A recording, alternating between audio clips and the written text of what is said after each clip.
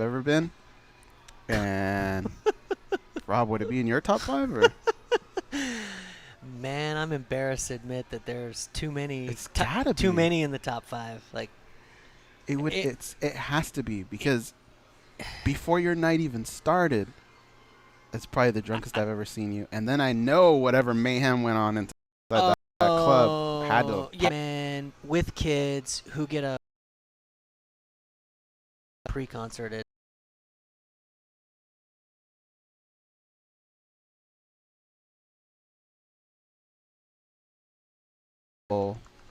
Yes, fun night then. I prefer outdoor concert venues. You do? Yeah, My favorite venue is the Chelsea 2 minutes. at the Cosmo. 2 minutes. Yeah, is that the? Yeah. I saw Lenny Kravitz there. You know what's cool about it? Were you on the floor? No. Okay. No. The floor there, it gives. Oh, really? So when you're there and people start jumping up and down, it's kind of like you're on a bed or something. Oh, that's sweet. And it's freaky at first when you don't know what's going on. Yeah. But then we talk to someone, they go, yeah, they built it that way, so it kind of gives a little bit. But it's an awesome venue. Sweet. Which one do you see? The problem with outdoor in Vegas is it's either really hot or really cold, right? Yeah, I mean, I'm not. I enjoy the venue at Life is Beautiful because of the time of year.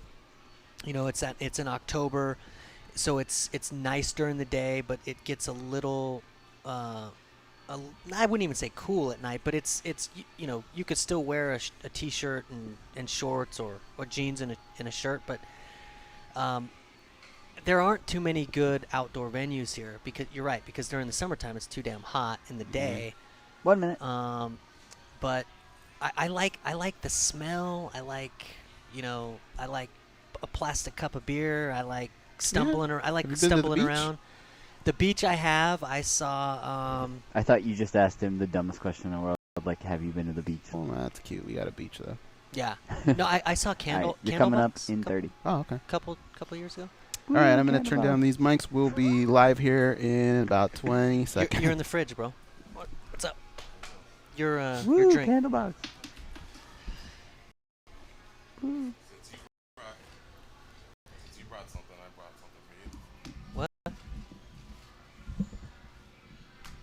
I was gonna bring you a Manchester City scarf today. Remember the last time I was on here, we talked about your what captain team speaking. was. We are making our descent into Las Vegas McGarren Airport. On behalf of our crew, we'd like to thank you for flying MMAjunkie Airlines. Now please fasten your seatbelts and put your tray tables in your upright position because the descent is going to be a little bit bumpy. Alright, Junkie Nation, it's time to roll, baby, on MMAjunkie Radio with Gorgeous George and Gold. This is what we doing while we do it, baby. All night long, we rollin'! Yes! The MMAjunkie Radio revolution is upon us. Can you dig it? There's no escape. No escape. Through the vast frontier of cyberspace and through a sea of stars in outer space. One small step for man, one giant leap for mankind. We've solidified our combat communications stranglehold. We are controlling transmission.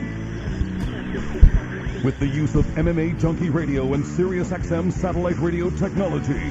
MMAjunkie Radio. Commence transmission.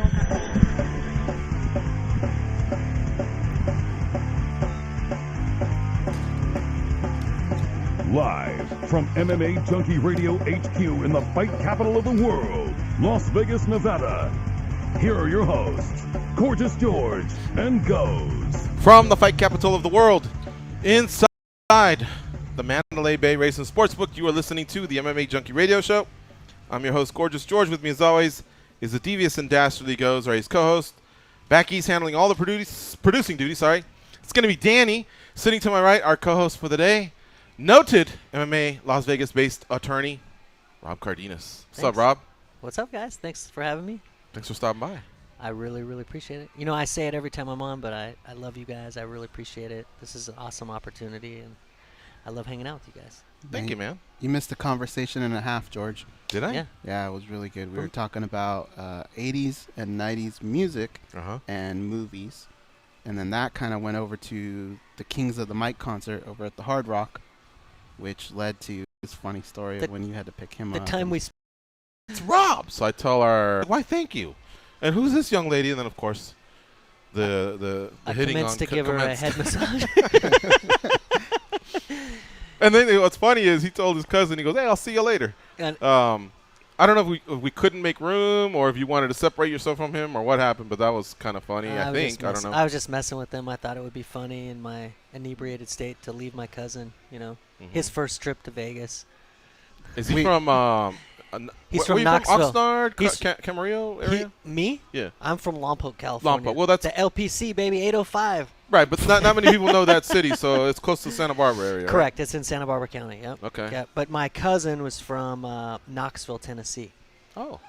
So he had flown out for my brother's birthday bash that weekend, and there were a group of us, and we bumped into you guys pre-concert.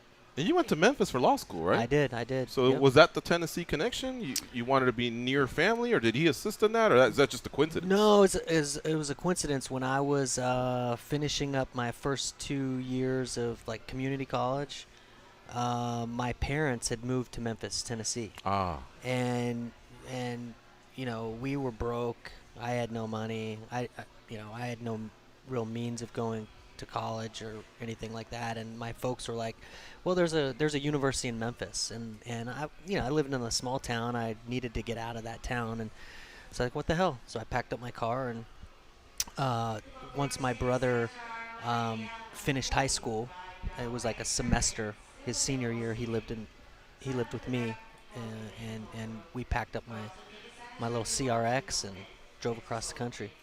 There you go. And I finished college there, and then just decided to stay and attend law school there as well. By that point, I was an in-state resident. It was cheap or inexpensive rather, and it was a good fit. Rob's got his own spot here in Vegas, and we'll talk about that because if there's anybody that can guide you in the right direction for your legal troubles, it's Rob Cardenas. Whether it's with his specialty of personal injury or outside of it, he'll point you in the right direction, and he's always welcomed Junkie Nation with open arms. So about 9 months ago, you went on your own, right? Yeah, April 6th of 2016, I opened up shop, and it's been wonderful, man. It's been awesome, and I'm so appreciative of all the support. You listeners out there, you can find us on Facebook at Cardenas Law Group. Our website is cardenaslawgrouplv.com, and follow us on our Instagram account too. We try to stay pretty active, and like you said, my primary focus is personal injury, but I like to help people. I feel like I've been put in a position to help people and bless others, and so if anybody out there has any legal question or issue that they need help with, feel free to reach out. I've helped a couple members of the Junkie Nation. I've had very a ton recently. of them come up to me and go, I talked to Rob and he helped me hammer this thing out. Recently, our buddy John Orlando had a friend who was in trouble, and I go, well, it's not what he specializes in, but he'll get you in the right direction. I'll take a stab and ask him if he can help us, and he was able to help us. So that's underway, and I'm telling you, this guy's the man. He's got experience in sponsorship. In MMA, managing MMA fighters, and though he's pulled back from that, he's got very wise, a lot of experience. He can speak on anything. He watches the sport. He loves the sport. And again, we support his business. Your wife, and your brother Kelly, who just opened up shop. At a dog track, they got the little rabbit that takes it. It's like he's my rabbit. People and successful people. Recently, and it's doing really, really well.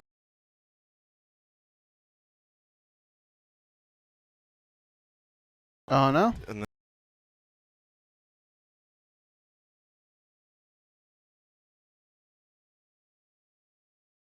I know one fellow, maybe even try and put a stop to that. But we do have Rob here in studio, and we have Bas Rutten coming your way, and world boxing champion, two-time boxing champion, Amir Khan will also be on the show. So this is going to be a fun show. We're going to take a lot of calls, 866-522-2846, and we'll talk MMA. This weekend is UFC Fight Night 105. How a quick fire goes. You want me to get to some calls, or is there anything I guess it's not the most important thing, but I wanted to point out, if you go to the front page of MMAjunkie.com, you'll see Mike Bond. He's caught up with a lot of these fighters on this card. And one of the interviews he did with Travis Brown, I thought Travis Brown gave a great interview.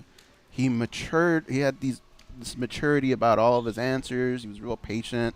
And, some things get brought up about some remarks that Derek Lewis made.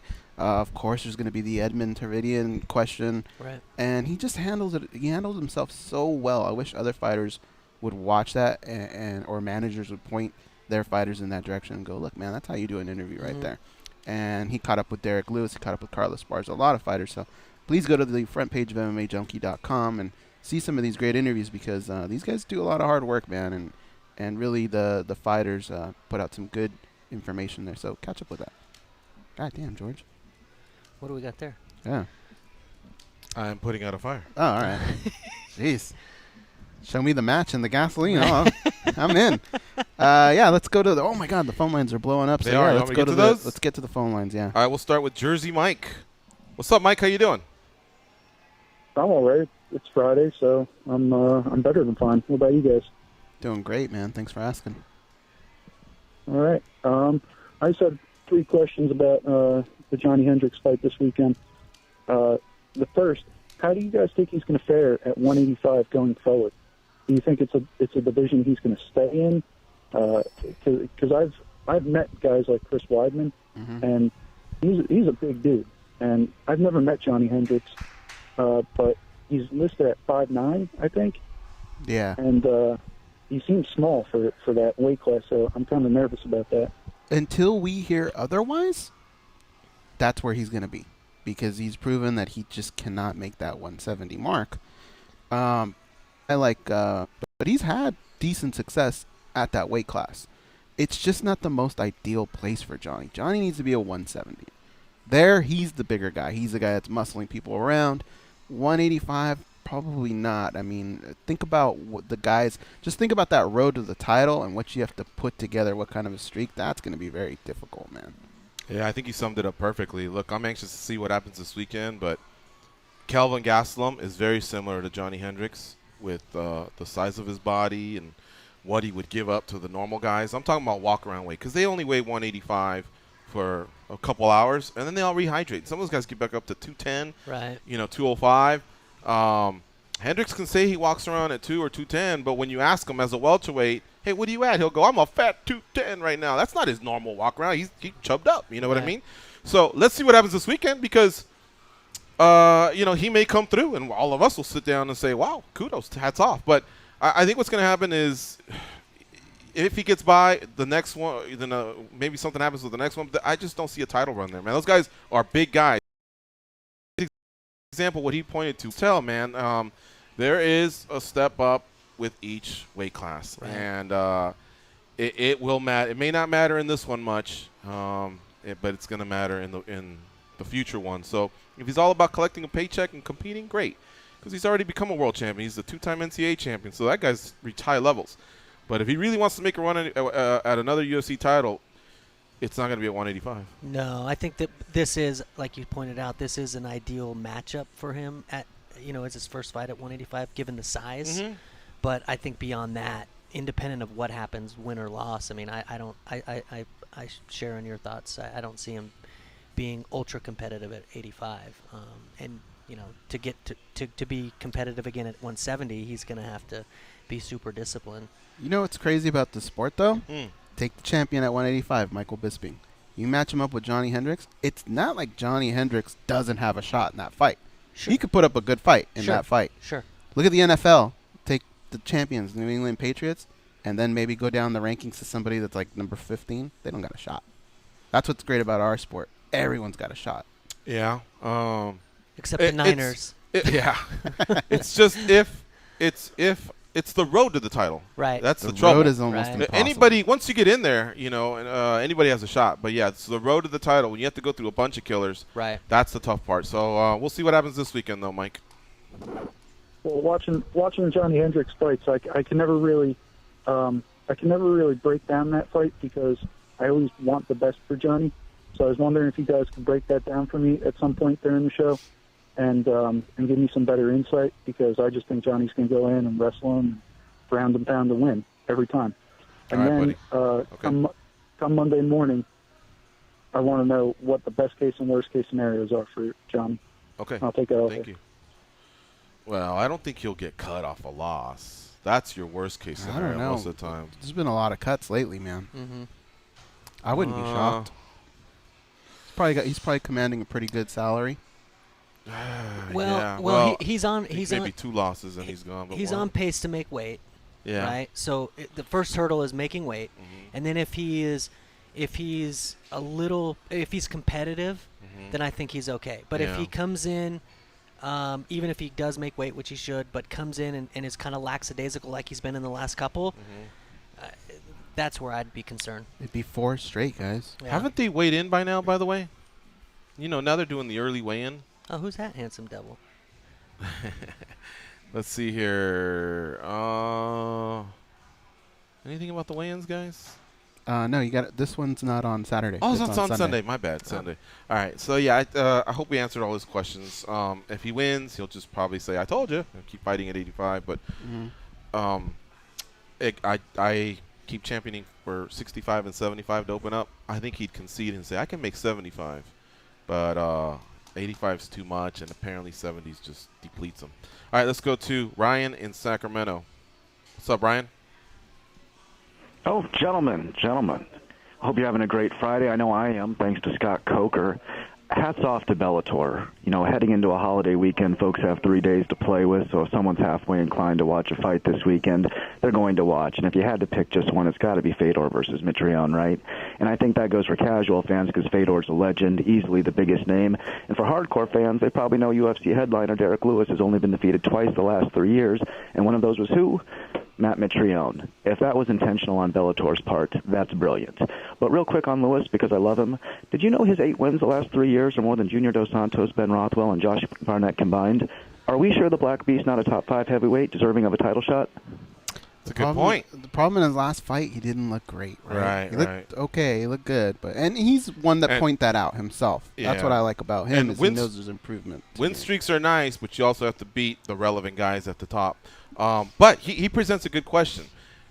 A hardcore fan with everything that's on tap this weekend, if you had to pick one fight to watch, is it Fedor and Mitrione over Lewis and Travis Brown at this point? For me, yeah, I think so, right? Absolutely. Yeah, that's if you think about it, I think a lot of people would side with that. Continue, Still right? Fedor. Yeah. Well, and I think considering it took you a moment to come up with Brown's name, it's definitely got to be Fedor versus Mitrione. I blanked. I blanked. Well, thank you for the buddy. feedback, gentlemen. As always, have a great All show. right, thank you, Ryan. Well, yeah, as far as what he's saying, the win streak is a win streak. The wins are nice, but I still like beat Brown and then beat those other guys, and let's see if you still have an 8-fight win streak. That means you're legit. That's how those guys eventually got there. JDS took time off, but I think as fans, we wanted him to do that. As media, we wanted him to do that. Those are some beatings that he took from Kane. Rothwell, he's had a couple injuries. That for a while there, he was in a groove. He found 18 months where he peeled off like 5 in a row. And then I forgot what the other name he mentioned was, but they go through these types of cycles. And you know what? When you're not training for a fight, you're getting better or you're recovering. So sometimes it's not the end of the world. Okay. Good call. Let's go to, great call. Marco in Waco. What's up, Marco? Marco from Waco. ¿Qué pasa, Ratos? I'm Rod Cardenas. What's up? Hey, what's going on? Let's not sell undersized fighters, man. Frankie Edgar, Daniel Cormier, and even Fedor were undersized champions. So let's not sell Johnny Hendricks too short just yet. Yeah, but, I mean, you're right. There's exceptions. It's not like there isn't. The thing is, though, Johnny, when you're undersized, you want to have that speed advantage, and Johnny just doesn't have that speed advantage. His game is the power, right? Right, the wrestling, the hard punching, and I just don't know that he's going to be able to compete with some of these guys. Right, and right now he's struggling against 70s. You pointed out this would be 4 in a row, so it's not like he's a guy that's bored of 70 moving up to 85. Right. This is a guy that's not succeeding at 70 and moving up to 85. But we hear you, Marco. A quick question for Rob, man. We had this Mayweather and Conor talk and stuff, they want to bring the UFC on the fall, whatever. But the question, the legal question is, let's say Conor want to go it alone. Famously he get the boxing license.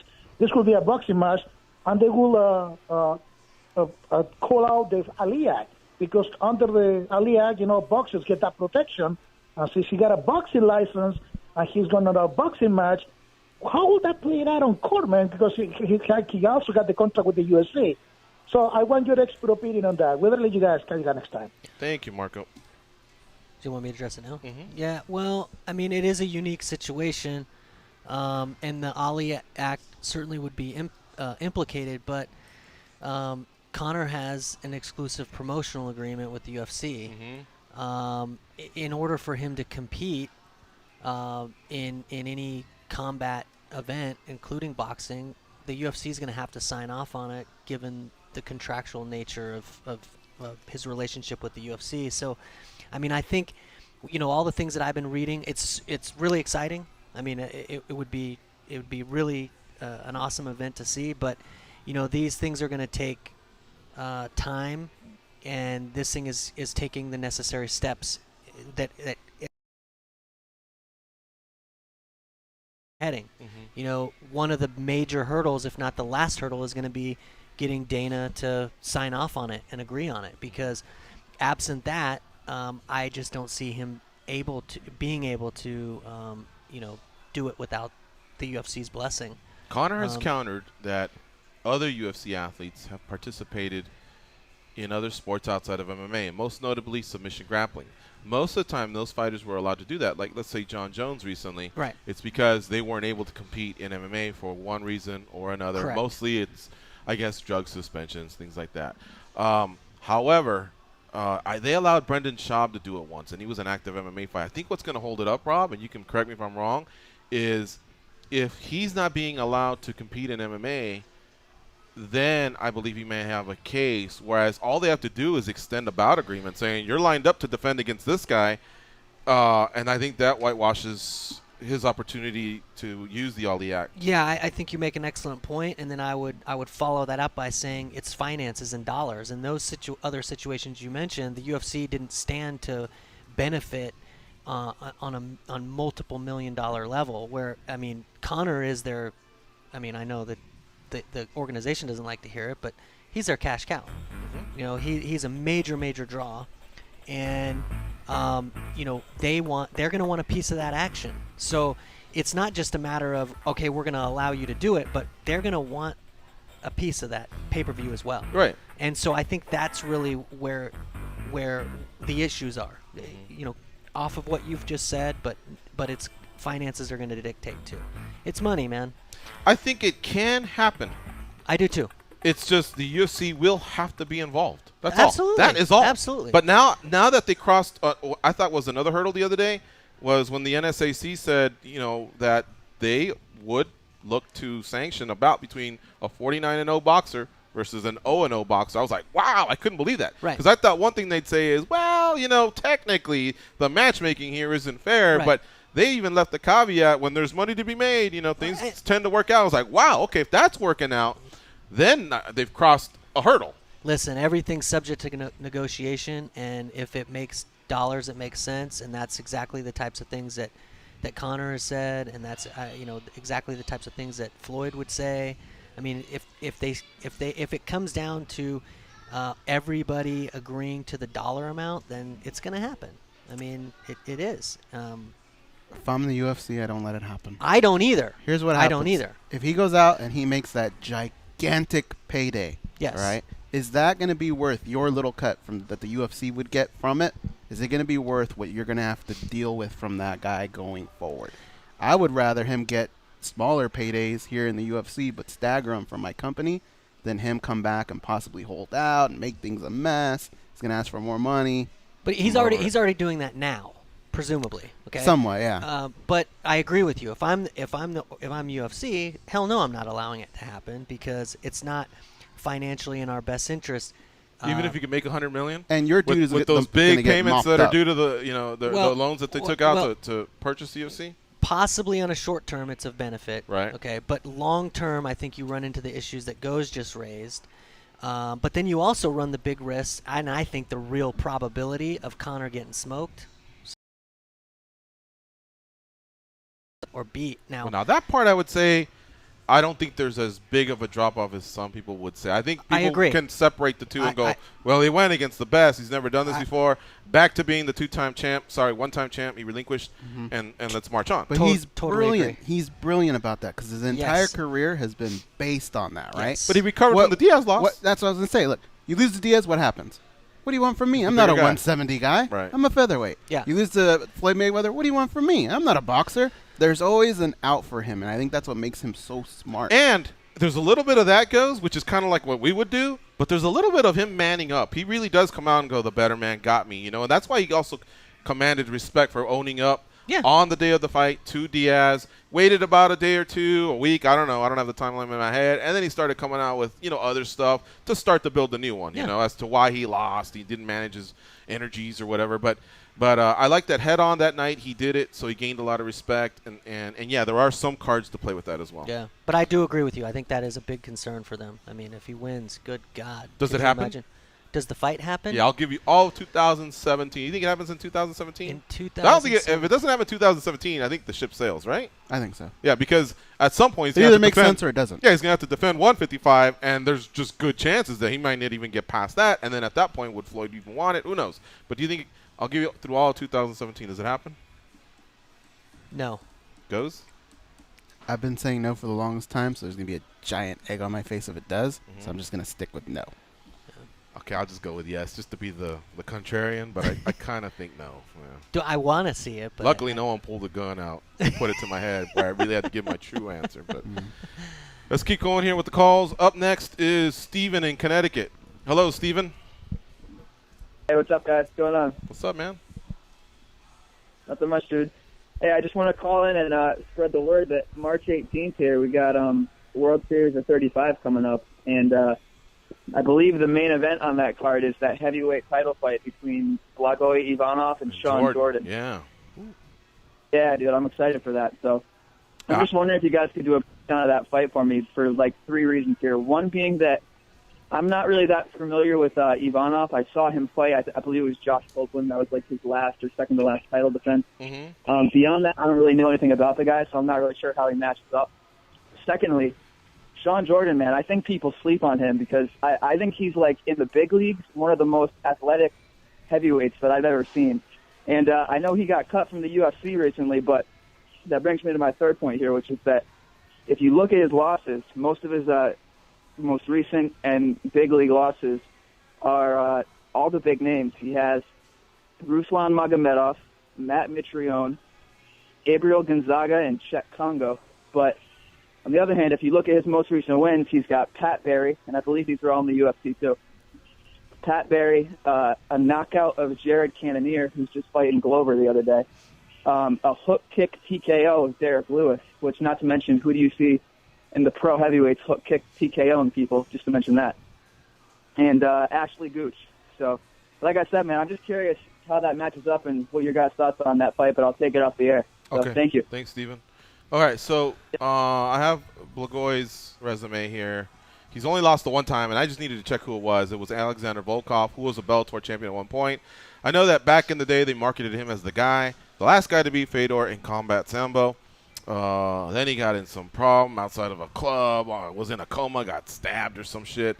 Came back miraculously and became a world champion here at World Series. I've seen him at Extreme. He's an undersized heavyweight. He's a tank, though. He's a tank. He's tough. He really is tough. It's going to be a good fight between him and Jordan. Anybody that thinks Jordan's going to win is not crazy, by the way, because Jordan, like Stephen pointed out, is an athletic guy. He was actually on 2 NCAA championship teams in LSU. He was a fullback. Yep. And so he's a tough guy, man. That's where that athleticism comes from. If you're asking me to pick, losses or not coming out of the UFC, that is the UFC. That competition is what makes you better. I'll probably side with Jordan in that fight. But, Blagoy's no slouch. He's beaten some good fighters. I mean, LeVar Johnson, Smilinho Rama, Josh Copeland, those are tough guys. They're not top 20 guys, but they're tough competition. So we'll see what happens between the two. Blachowicz has hands, but is tough on the ground. I think Sean Jordan probably wants to throw hands most of the time, if I had to guess. I think he wants to avoid the ground. All right, so we're going to take this quick break. You're listening to MMA Junkie Radio on Sirius XM, Rush 93. We'll keep taking your calls at 866-522-2846. I don't feel comfortable talking to you. That shit got the zipper fixed on my shoe.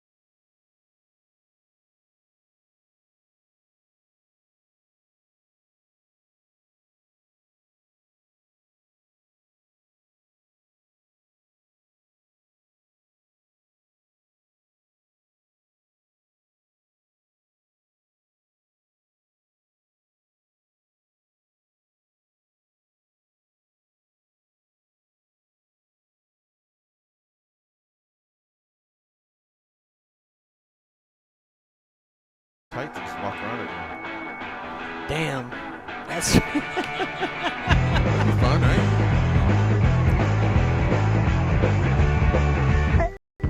They Having Bas PM East join us at 2:40 p.m. Eastern Time, 11:40 a.m. Pacific. This is Rob Cardenas here, sitting to my right, who has managed fighters. And another thing he used to do, if you all recall, was he used to organize viewing parties with MMA fighters and notables as well. So Rob's been in the sport, man, for many years. He's a good friend of ours, and now he's opened up his own law practice. So congratulations again on that, Rob. Thank you, sir. Appreciate that. Yep. All right, so let's get back to the phone call. 866, the number to call in. We'll start off with our friend in New Zealand, Ben from New Zealand. What's up, bud? Just waking up early to call you guys, as I like to try and do on these Saturday mornings. Oh, that's right. That's right. He's like a day ahead. What time is it over there now? Oh, it's a nice civilized 20 to 8 in the morning. Wow. Is it Saturday or Sunday? What day is it out summertime, there? of course. Yeah, it's Saturday, but so we're in the summertime and we have daylight savings and you guys have daylight savings. There's like a 2-hour slide between summer and winter, so in the winter time. In summer, you guys start at 7 and finish at 9 in the morning, but in the winter, you start at 5 and finish at 7. It's a 2-hour difference. I thought in the summer it was a 2-day difference, so I thought today would be Monday for you instead of Saturday. That's whenever it's the equinox and whenever the moon lines up with Mars and Saturn, that happens. But most of the time, it's only really just like we're the next day. But all right, this is an overseas line. Get to it. What's up? Yeah, no, I've got to say, give out an I'm dumb, because yesterday I put out a bit of an alternative fact on the show when I said that Jose Aldo had once pulled out of a Brazilian fight and it got rescheduled to the U.S. I thought it was he was supposed to fight Eric Koch at some point, and then that ended up being Frankie Edgar, and for some reason I thought he was supposed to fight Koch in Brazil, but that was for Canada, so I'm not going to be one of those goobers who calls for a self-stun gun, but I'm going to step up and say I was dumb on that one. You dumbass. Secondly, goobers. Secondly, Gigi, you mentioned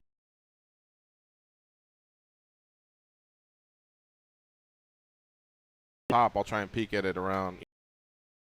Somebody, a Pepe reference,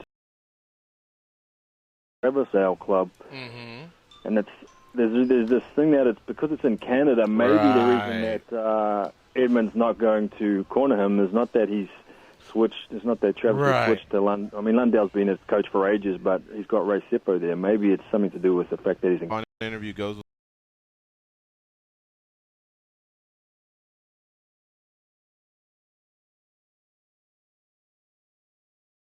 Is it Lewis versus Brown? Is it Fedor versus Mitrione? The actual most important doesn't win. I went against him in the last.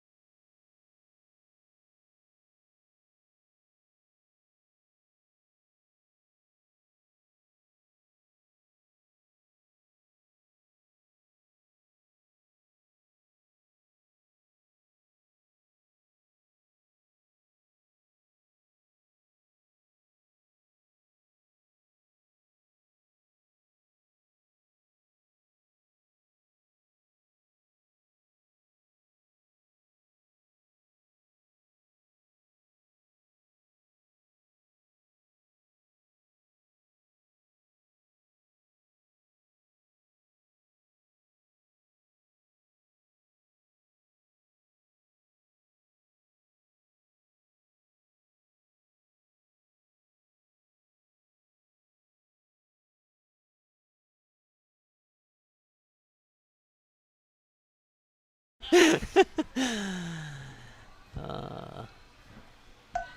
have a feeling that wouldn't go too well.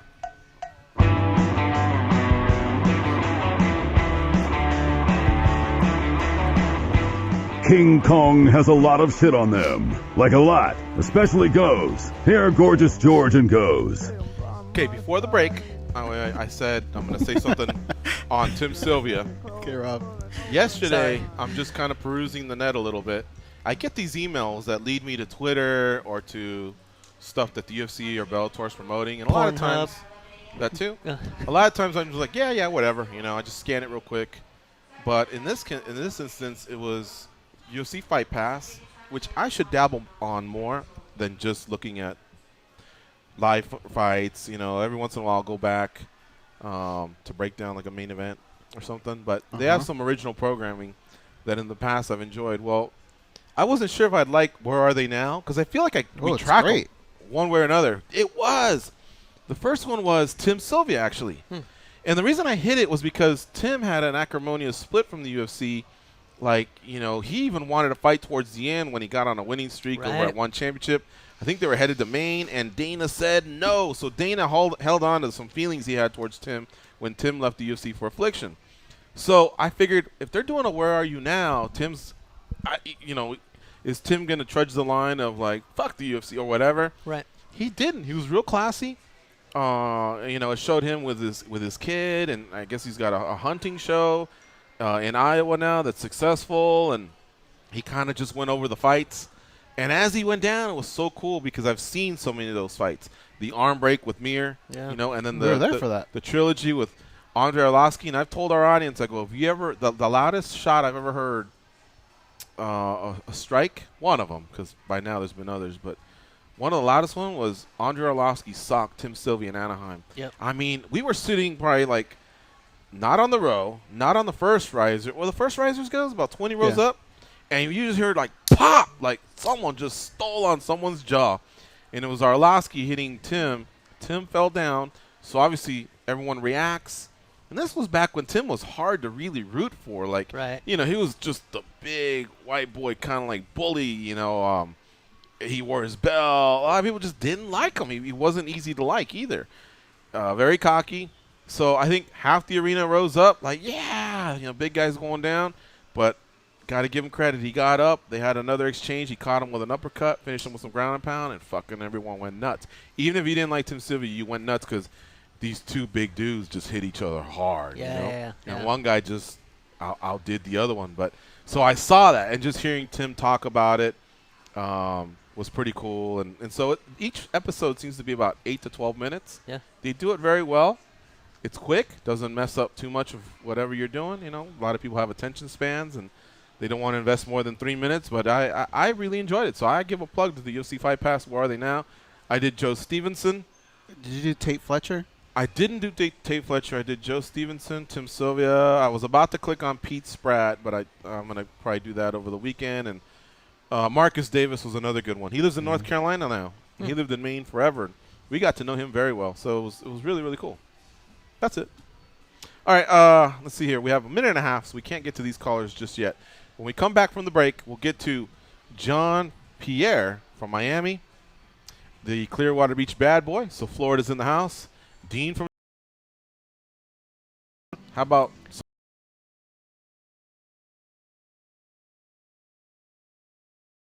Otherwise, I can help to direct you in the way that you may need to go. He just did that for me for another friend literally a week ago. So he's right. www.cardenaslawgroup.com, cardenaslawgrouplv.com. And we're going to go to commercial, Rob. Of course, we can do this throughout the second hour.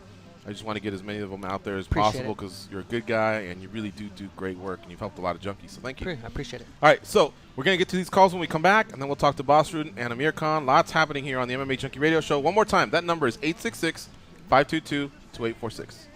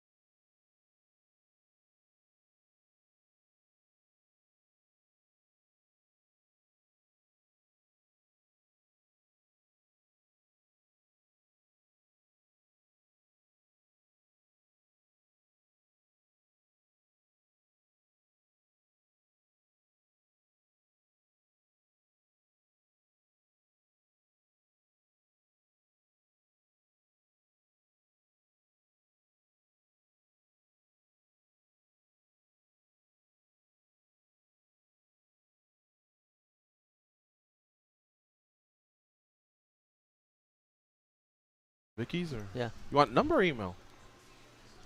What'd you ask? Both. But number's okay. I mean, because I'll just have them call.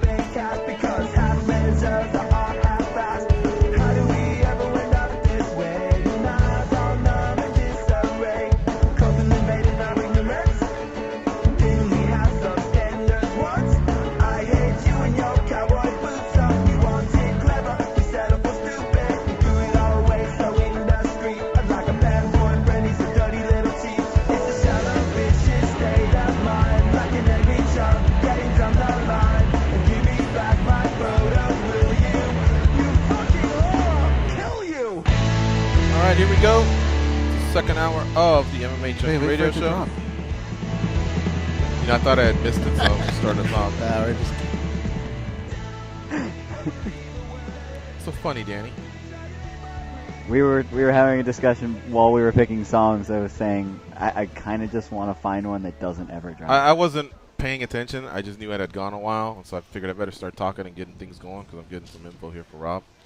All right, folks, it's the second hour of the MMA Junkie Radio Show. We've got Rob Cardenas in studio here with us.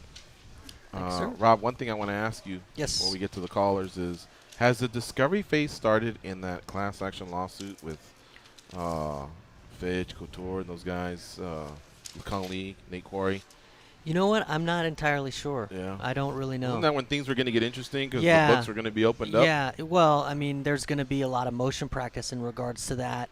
But you know, because as we've talked in the past, the UFC is going to want to protect a lot of that information, protect people from being deposed, protect documents, business records from being disclosed. Certainly, there's going to be a big dogfight as it relates to that. So, but once the magistrate and the judges make rulings in regards to what is and isn't discoverable, that's when I think, to me, being the legal nerd, is where it's going to get interesting. But at this point in time, I'm not entirely sure.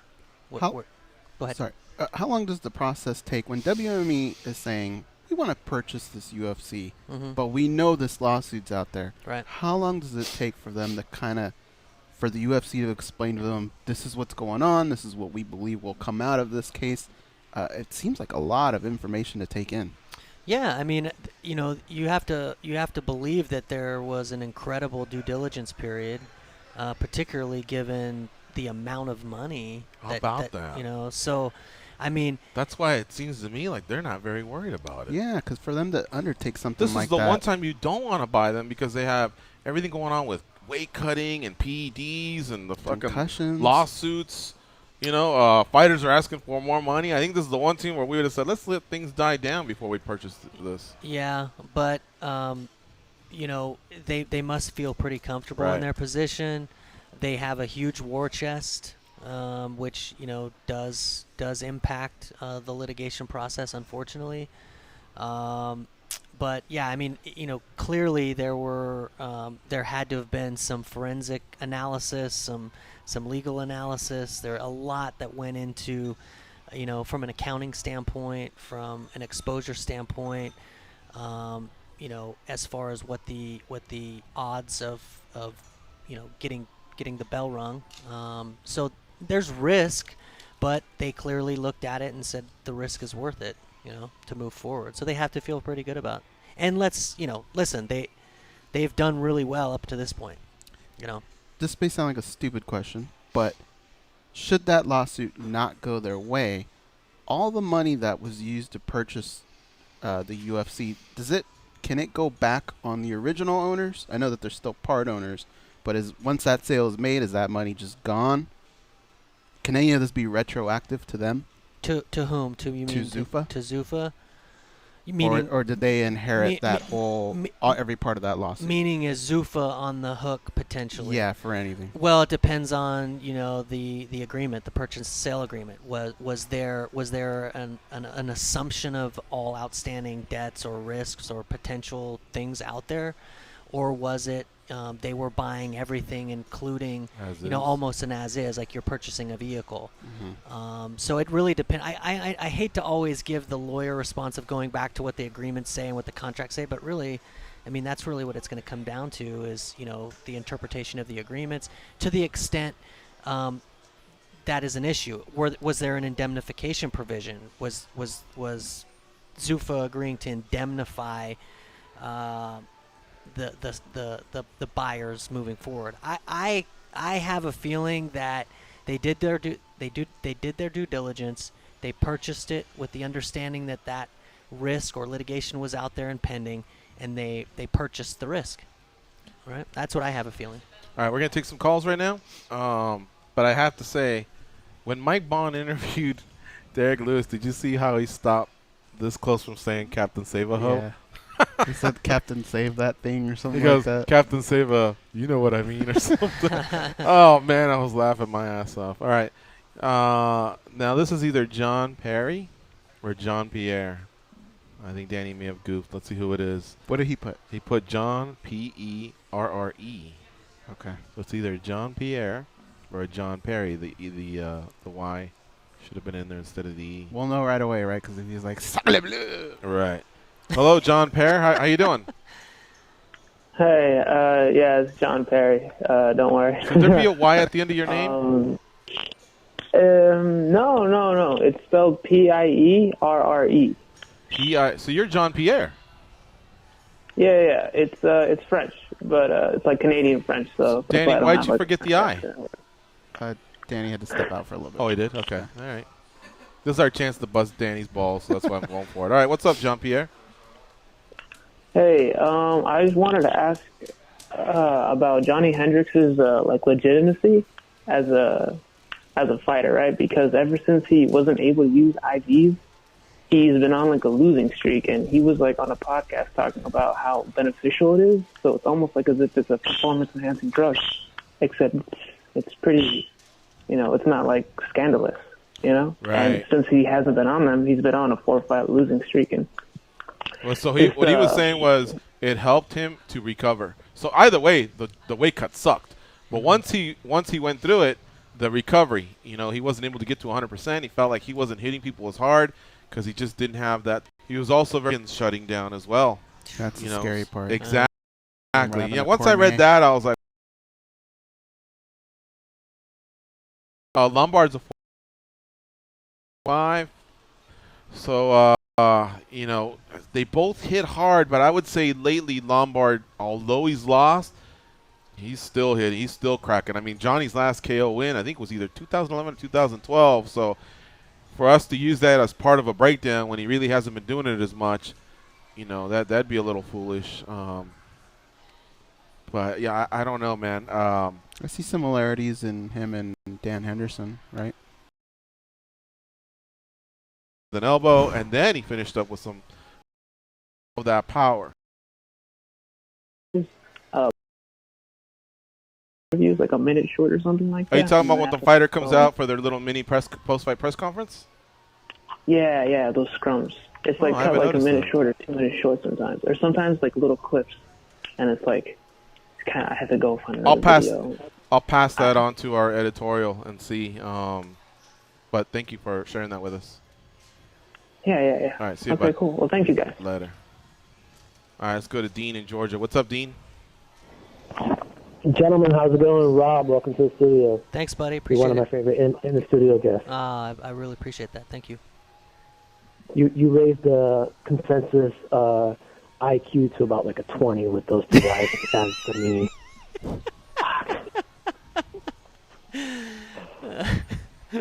He's pausing for laughter. Right, go ahead, Dean. So I have a question. Everyone's talking about. I don't think it happens. All the hardcores don't want to see this fight between Floyd and Conor, but the casual fan, and that's who it seems like WWE is trying to go, trying to reach, so they can make back a lot of their money. So if you were the UFC, would you do something similar to like what Bellator did, with their Glory, do a half boxing, half UFC, and if it was approach to try to the stars, we talked about it yesterday. The Lesnar's are going, the Ronda Rousey's are going, Connor's kind of doing his thing, but obviously he'd be on that fight. But they lost a lot of stars. So who would you, just give me 2 matches, who would you want to put on that main card to build? Or even just a couple of fighters who you'd want to think is the future of the UFC, and who would you want to build? And I'll take that question off the air. You guys have a wonderful weekend. Thanks, Dean. All right, Goes is confused here. What? So he wants us to bring kickboxers? Remember yesterday we brought up if it would be a hybrid card, and we decided it probably wouldn't be. It would just be a boxing match. Yeah. But let's say they did, like what Bellator does with the Shockwave shows. Yeah. But I meant have a meant ring it for it and to be, a cage. I didn't mean it to be like that. So what I meant was you have your boxing event, right? But so you have your regular UFC, but there's just not as many fights on the card. Then you take down the cage and bring out a ring. No. Then it's a different venue, and you go, all right, we're going to send it to Vegas, where that's where the boxing match is. All is one pay-per-view. But it's all one pay-per-view. That way MMA fans kind of get their feel for it. Because I've described the Floyd Mayweather fight like it's not a fight that you want to see, but it's a fight that you can't miss. Right. That makes sense. Well, what he's saying is under the scenario of, let's just say they do a stadium show, and they do either a side-by-side or they take down the octagon and put in the ring, but you can only feature a couple fights. So you have a boxing crowd already there, and you want to bring some of them into MMA. I think what he's asking is, who are some exciting fighters you would put on the card Swanson, where Tony you just Ferguson. go, oh, man, some boxing fans might convert. Cub Swanson, Tony Ferguson are 2 that stand out for me. But give me the matchup, because that's 2 different weight classes. I think Ricardo Lamas and Cub Swanson. Matt Brown fights don't suck. The Diaz brother fights don't suck. Yeah, Condit fights don't suck. Yeah. So Robbie Lawler, I might ask Diaz and Lawler, are you sure you don't want to do this? Yeah, or Condit and Diaz. That's a good one. And then I think like Barbosa's a pretty dynamic striker, like an type of guy, Yeah, that Barbosa-Ferguson fight was awesome. That would have fit perfect. Yeah, right? So I'm not going to lie, I'd probably want bangers there. Yeah, absolutely. Or even Lewis and Ngannou. I don't know, something where someone's probably going to sleep and these guys are going to throw. You don't want too much strategy. No. Yeah. All right, we're going to take a break. I can hear the music. You're listening to MMA Junkie Radio on Sirius XM Rush 93. We're going to talk to Bas Rutten and Amir Khan, and I'm going to try and slip in some of these guys, like MMA Junkie Radio legend Aaron from Minnesota.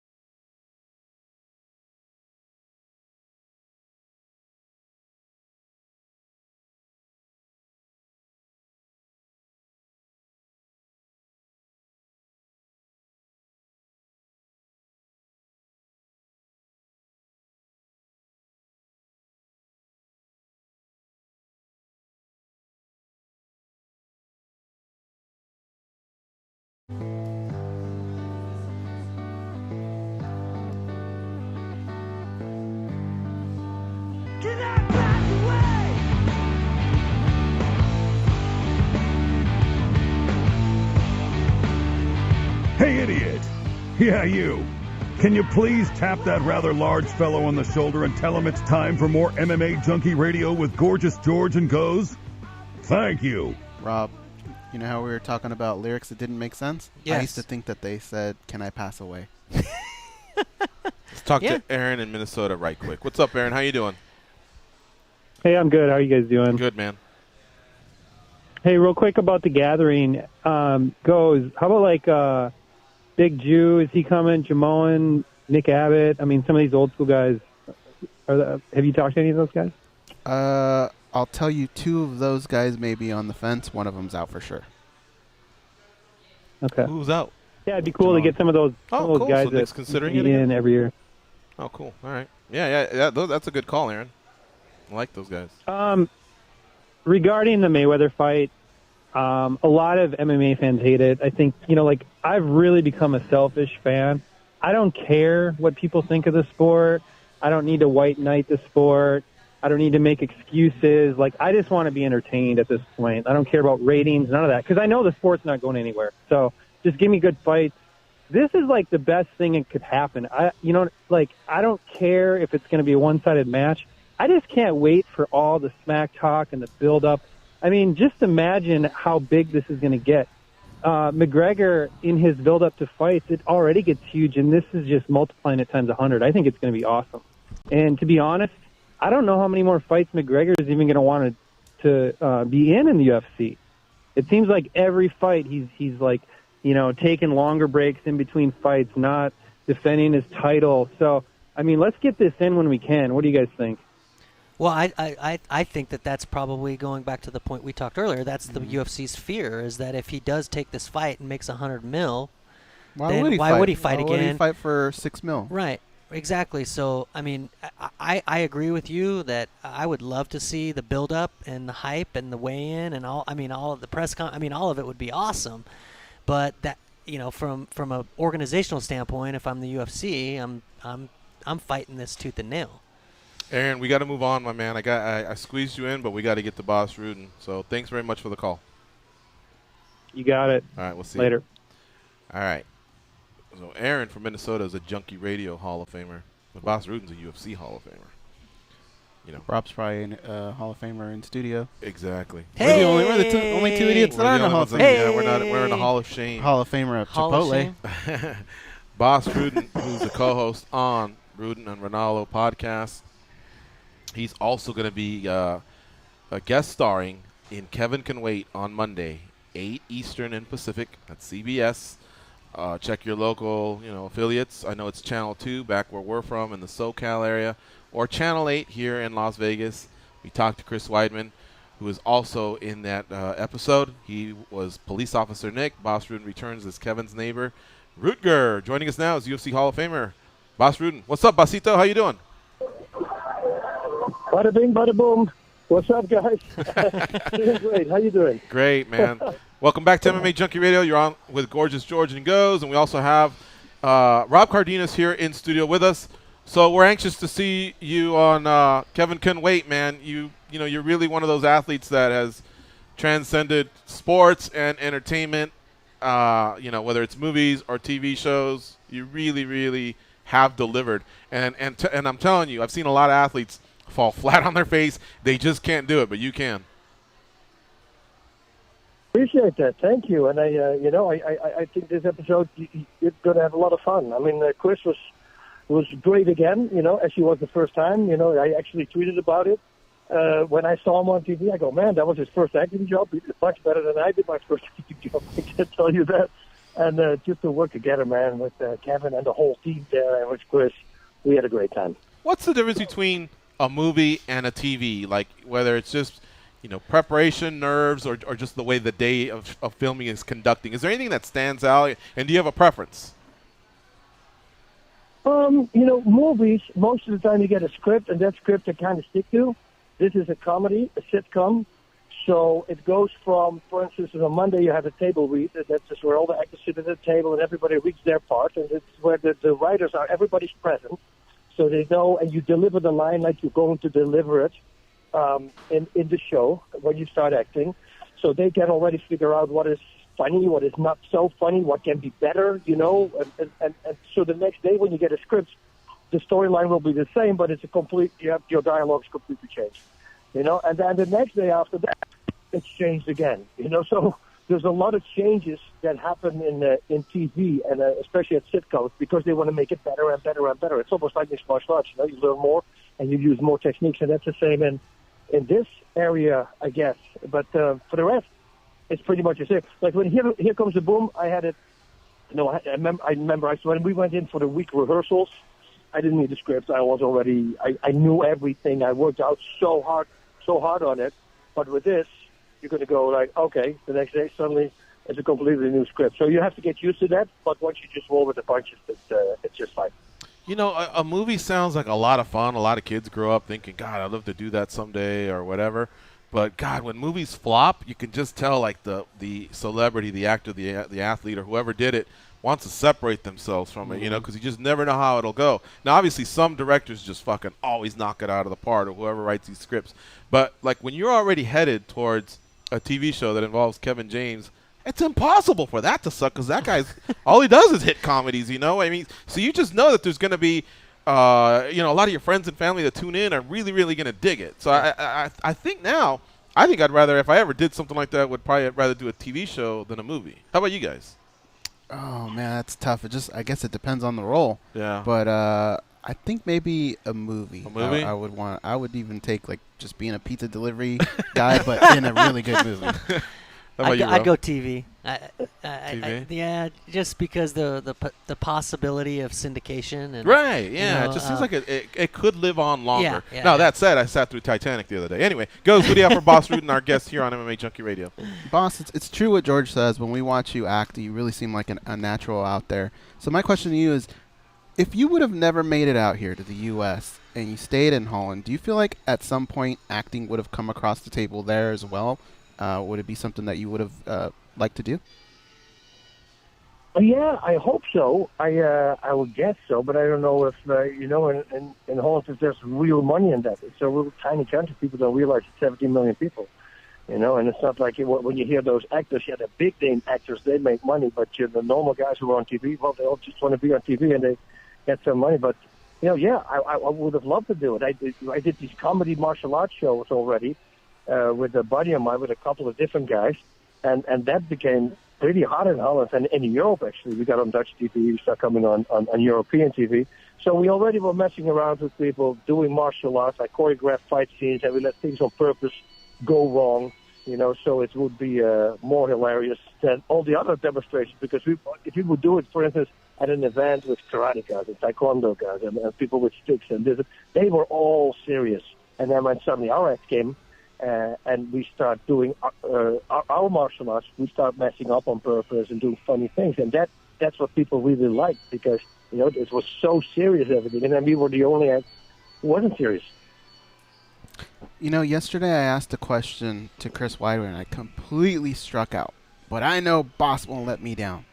Here's what I asked him. I said, if you showed up and the script got changed and it said you're going to share a kiss with an on-screen kiss with another actress, who would you be kind of hoping that actress was?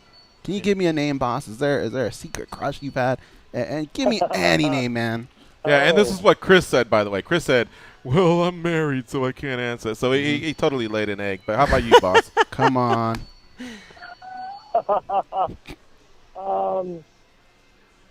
You see, and I'm throwing a blank, but I'm going to give you the name. What's his Tom Cruise's ex-wife? Katie Holmes? The tall one, no. Nicole Kidman? Nicole Kidman or Katie Holmes? Or Penelope Cruz. Penelope Cruz. No. What is Mimi Rogers? Mimi Rogers. What's her name? She's now talking to the guitarist. Nicole Kidman. Nicole Kidman, okay. Nicole Kidman. That's a good one. Yeah, that is a good one. reason, I always thought she was cute. There you go. That's just an answer right there, right? Yeah. Nobody's wife's gonna get mad. Nobody's girlfriend's gonna get mad. He answered it, and that was that. That being said, Rob, who would you choose? Sofia Vergara. How about you guys? Yeah, look at this guy. He's ready to go. I'm ready, dude. Give me Kate Upton. Kate Upton. All right, we all delivered that. Hey, Boss, the other thing I wanted to tell you was, You know, how do I say this to a guy who can destroy me in 10 seconds? He doesn't live that far away, but George. I know he doesn't. He only lives in L.A. and he can get here in 3 hours because he drives like 120 miles an hour. But you know, you've gotten more silly as you've gotten older, and that it's bizarre to me because my uncles and my dad, they're more serious. Like I feel like I can't joke with them as much, you know, because they kind of give me this look like, grow up, George. You know what I mean? But Bas is like, as he gets older, you know, now he's a grandfather and everything. He just kind of gets sillier, whether it's through the movies or his podcasts or whatever. What is that about you, Bas? That I guess you know there's still that kid in you.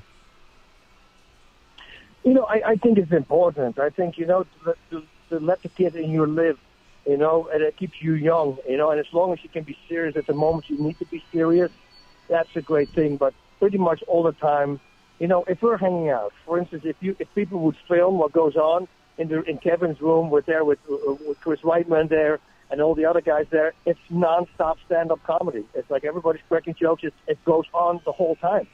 So, and I truly believe we all have that same feeling, you know. It's like you want to hold on to the youth, and, you know, physically it's going to be harder, but mentally we're just still hanging there. I never grew up, and I think that that actually helped me in my career after fighting. Yeah, because I was telling my girlfriend the other day, if you think about it, like, you know how Liam Neeson, or sorry, what's his name? Neeson gets those parts where he has to hunt down like an Albanian, you know, syndicate or something like that because they stole his daughter. Well, Bas is perfect for that because he's just badass. You know, he's got martial arts written all over him. He's got whatever those types of roles are called, action hero written all over him. But I feel like if I was a director and I said, all right, Bas, so we're doing this scene, he would just burst out in laughter and eventually say, I can't do the part. I'm a silly guy. I'm a comedy guy. I'm here to entertain and make people laugh. I just can't be chasing bad guys. Do I have it wrong, Bas, or could you do one of those types of roles? Oh, no, I can do one of those roles. You know, I can do it. And I can do it with a smile as well. Could be a psychopath. With a smile. You can do that as well, right? Psycho Bas. You know, if I was a bouncer, I was enjoying. I was also laughing when I was beating people up, like bad people. I'm talking about bad people, of course. You know, and I always had a glimpse, you know, a little twinkle in my eyes, I guess. Yeah, well, yeah, like I said, you do well in entertainment, that's for sure. Folks, Bas Rutten, UFC Hall of Famer, former heavyweight champion, is our guest here on MMA Junkie Radio. Check out his podcast, Rutten and Ronaldo. They've been kicking some butt doing that. It's about a year into his existence, and they do an awesome job. And this Monday, Bas Rutten will be on an episode called Neighborhood Watch on the hit comedy Kevin Can Wait with Kevin James, of course, and also MMA athlete, UFC athlete Chris Weidman, who returns as police officer Nick, and Bas Rutten will be playing the part of Rutger, and that's his wacky neighbor. So anyway, Bas, break a leg, man. We'll be tuning in, and thanks as always for the time here on MMA Junkie Radio. Thank you guys for having me. Yes, please tune in and let me know what you think.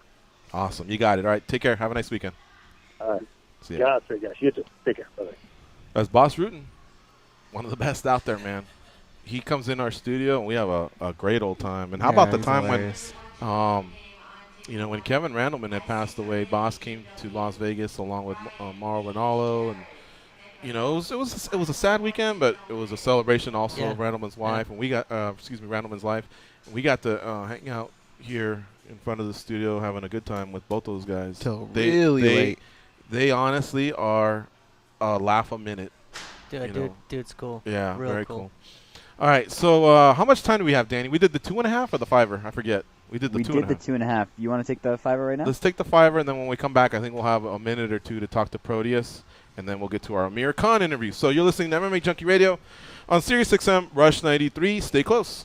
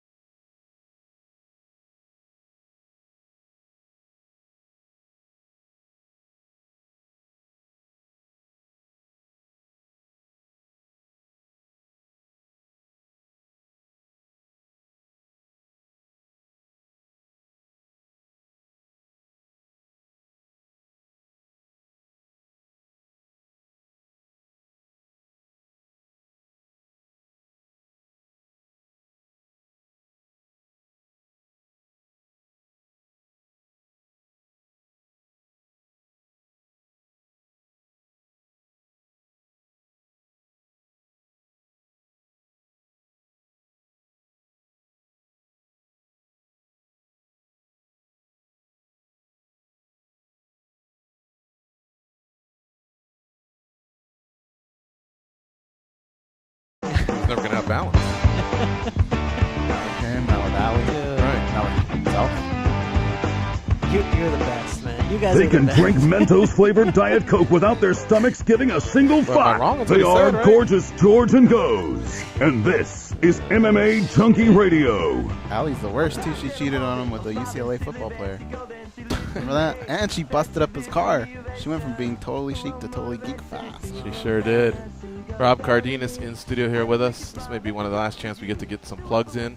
He's a practicing attorney here in Las Vegas, and he can help you out in with any assistance you may need on the legal side. His specialty is personal injury, but he can seriously point you in the direction. He's got a great network of attorney friends. He's helped us out in the past.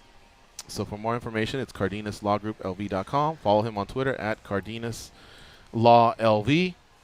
And then please share the Instagrams or Facebooks that you may have as well. Yeah, Junkie Nation, help me increase our following on Instagram at Cardenas Law Group, and then our Facebook. If you can check us out and give us a like on Facebook, is at Cardenas Law Group as well.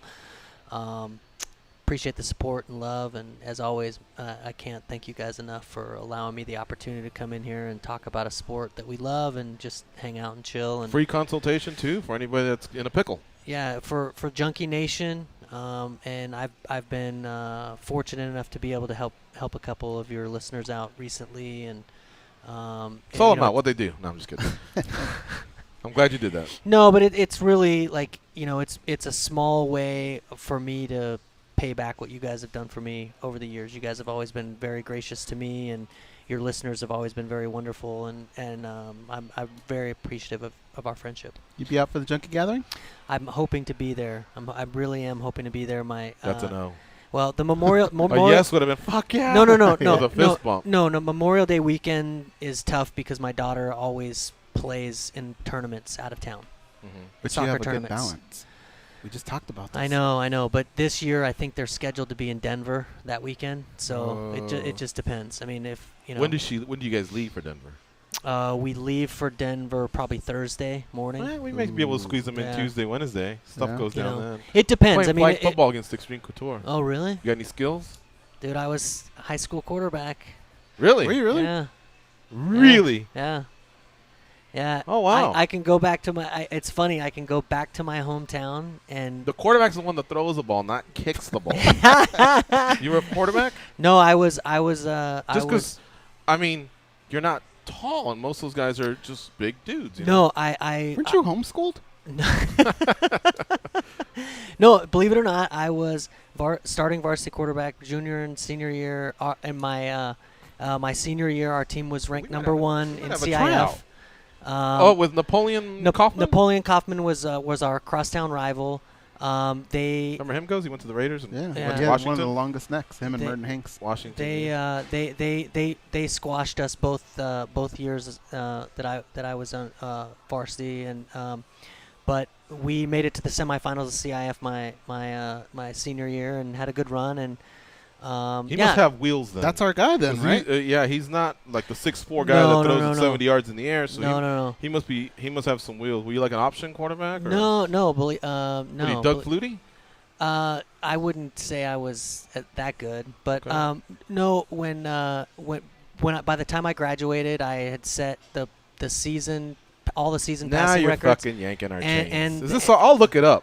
Is this all true? Yeah, and I was the record holder for career yards, passing touchdowns, etc. And Michael Sanchez just lost his job. We thought we had our starting quarterback controversy. Now, since then, obviously those records have been surpassed. But we had a good little group, and I was, I grew up playing quarterback, and I was always undersized, and I was kind of fortunate because once I got into high school, it just so happened that the varsity quarterback was a senior when I was a sophomore. Mm-hmm. So I kind of just transitioned. We ran a run and shoot offense, more run than shoot. But, I had. When you threw it, did people go, "Oh shoot, we should have ran it"? I threw a lot of interceptions, but I threw my fair share of touchdowns. Like Vinny Testaverde, they used to call him Interceptaverdi. He was badass in college, though. I threw some picks. What's funny is I can remember every single touchdown I ever threw in my life. Really? Yeah, but I don't remember every interception. So, I had this ability to kind of focus on the positive. Poker and players move are the forward. opposite. They'll always tell you about their bad beats. Yeah. And they can't remember No, the big but pots of scoop. Football, you guys know what it's. I mean, California, you guys are in competitive. SoCal, but living in a small town, like football was on Fridays was a big deal, and I joke, and this sounds kind of like I sound kind of like a douche, like I'm Al Bundy, but Polkai, 4 TDs. Right, 4 TDs and Polkai. But growing up in that small environment and being the quarterback of the team, it helped me in my transition in life, and all because you're involved in leadership role and pressure situations, those sorts of things. So I remain close with a lot of my coaches, and still to this day, and a lot of it just has to do with the fact that I'm from a small town. It's just Let me throw this out here because we got to get to our last guest, Amir Khan. Oh, that's right, he didn't call in, so we have plenty of time. We'll take Proteus's call. We'll wrap up the show, but I do want to thank our guests from earlier in the week: Jared Brooks, Dustin Poirier, Cub Swanson, Joseph Benavidez, co-host the Tuesday show, Todd Grisham, formerly WWE and ESPN, now with the UFC. He'll be calling the fight Sunday at UFC Fight Night 105. If I've been saying Saturday at all, I was wrong. It's Sunday. Bellator's on Saturday. Scott Coker, president of Bellator, stopped by as well. And Jaban, Czech Congo, Justin McCauley, Chris Weidman, Bas Rutten, and Rob Cardenas, who's been our in-studio co-host for the day. And apparently he's got some skills. Tuesday's the game against Extreme Couture, right? Tuesday's the game, yeah. All right. You're our guy. This little noodle can't. I can't. got months to work on it. Jeez. No. I'm an old man. Look at me. I'll be out there. You guys are really playing flag football. Yeah. That's awesome. Flag football is awesome. All you have to do is throw it. We have Junkie Nation's got some big boys that can protect you could them, burn right? big country, right? Dude. Fly pattern. I know I can. You just got to put it right there on the bread You basket. got it? Yeah. You got it? All you gotta do is Hands throw of it. glue? Let's go to Proteus from Ontario, Canada. What's up, Proteus? Good morning, dudes. Morning. Hi. Okay, so actress that I would like to kiss is definitely Scarlett Johansson. But let's move into the question. I got a question for Rob, and I was hoping that we would get this question in because the answer might be quite lengthy. I'm going to piggyback on what Marco and Dean said earlier on their calls.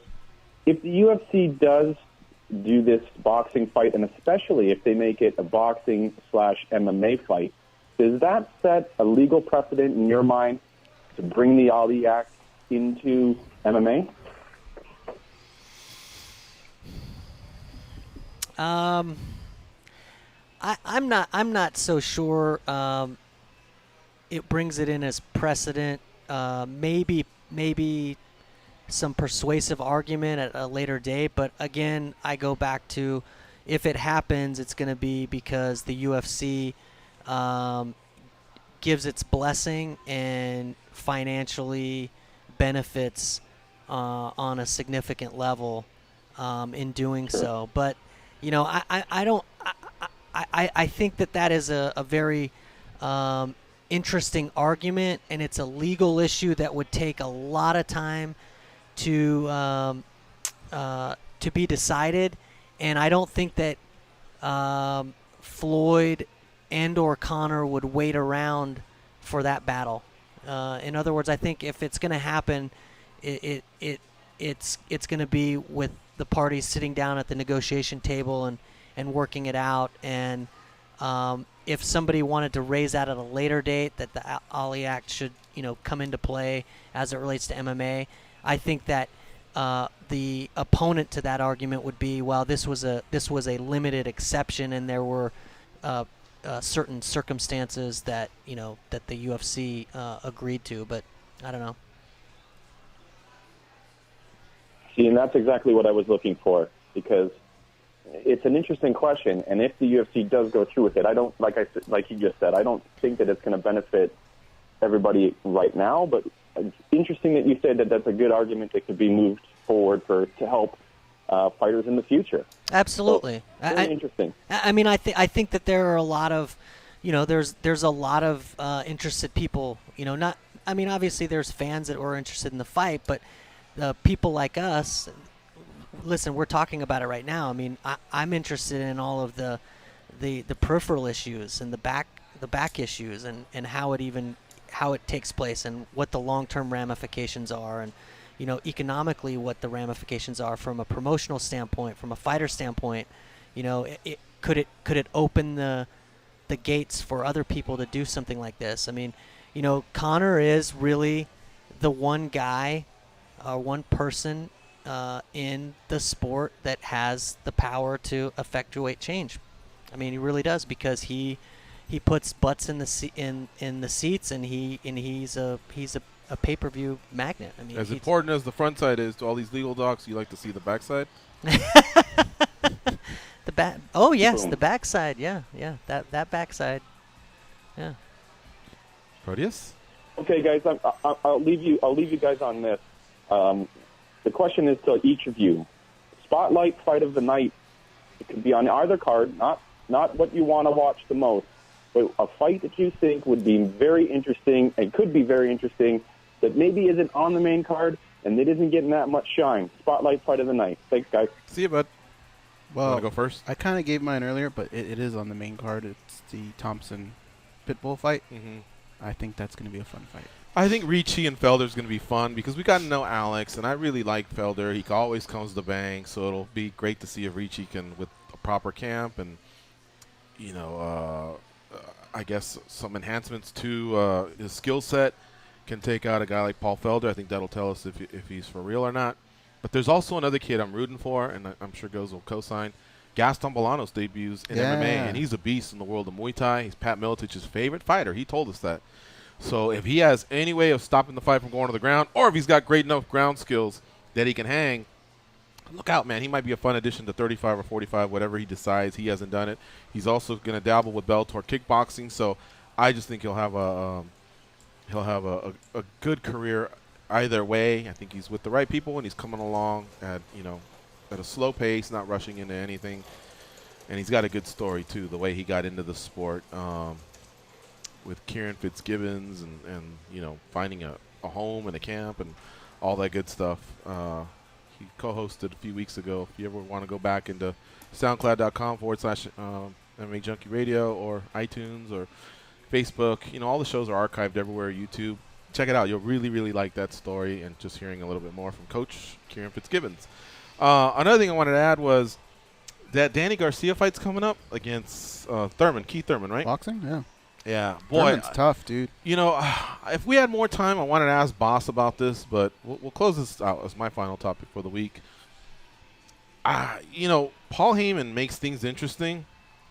Lesnar's the guy, but Heyman does the talking. And I think it's a good back-and-forth team. I'm telling you, man, when Angel Garcia talks, he just stirs up the pot. Danny Garcia hangs back. He lets his dad do his thing. Granted, he had some controversial comments earlier because he was going N-word, ending with an A, on Thurman. All right, you can't talk, but let me do. Introduce you to that. As street as it gets when it comes to boxing, too. I would say they're even. I don't know one over the other, but what do you think?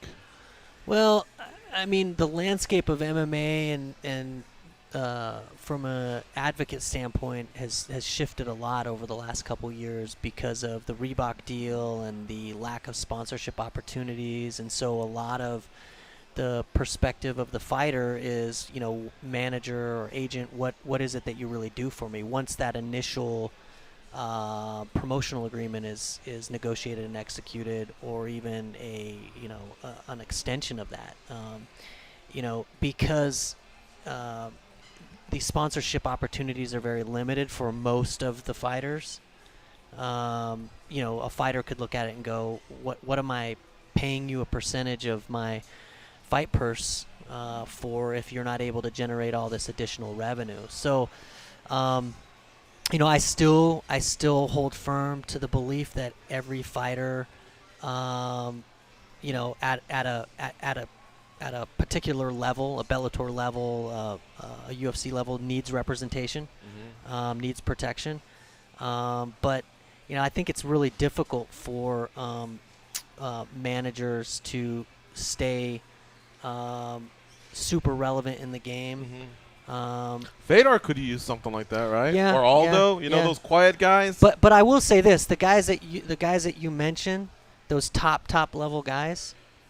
I mean, I got mad respect for them. Like, even if I haven't met them, I know who they are, and I have tons of respect and admiration for what they do and have done, and the level of representation that they've provided to their clients over the years, because they're obviously doing something right.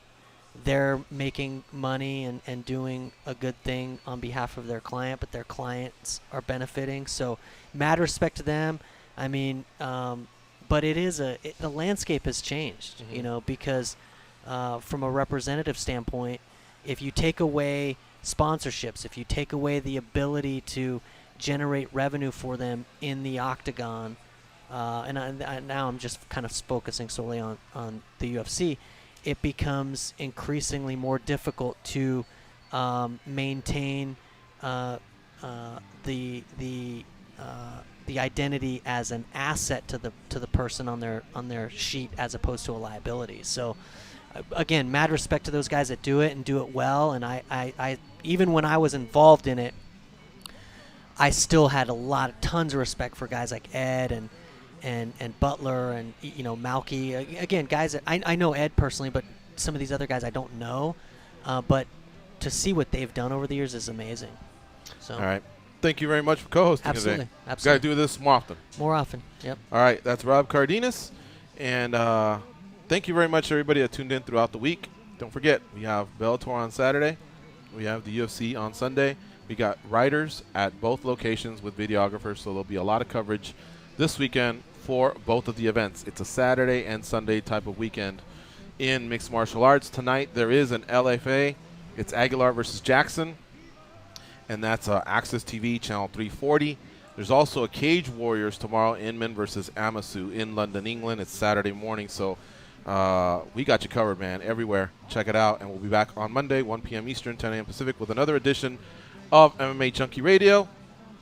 That will be co-hosted by Dwayne Finley. We're out of here. Be champions. I'm gonna keep on the run. I'm gonna have me some fun. It cost me my very last dime.